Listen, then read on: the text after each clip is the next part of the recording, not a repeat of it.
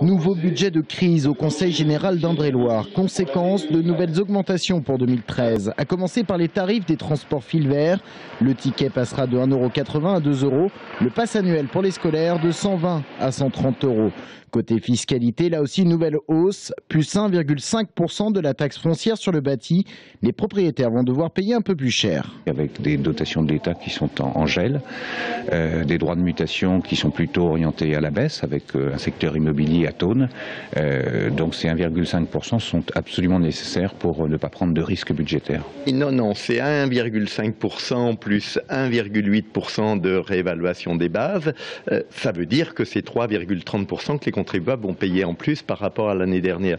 Non, moi je crois qu'aujourd'hui on ne peut pas se résigner à une augmentation des recettes. Il faut contrôler les dépenses. Des dépenses qui augmenteront en 2013 de 1,47%.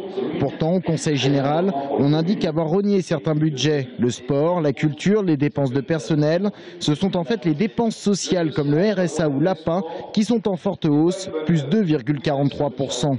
Je dirais une maîtrise budgétaire que pourraient nous envier nos prédécesseurs parce qu'eux ont creusé en 5 ans la dette de 100 millions d'euros avec des augmentations de dépenses de fonctionnement en moyenne de 4 à 5%. Côté investissement, budget de 80 millions d'euros avec le financement de maisons de santé à L'Île-Bouchard, Château-Lavellière ou Ligueuil, d'EHPAD à Sainte-Maure ou Château-Renaud ou encore la construction d'un nouveau collège à Neuilly-Pompierre. Un budget 2013 qui est susceptible d'évoluer en cours d'année car des décisions du gouvernement impactent directement les conseils généraux comme l'augmentation du RSA.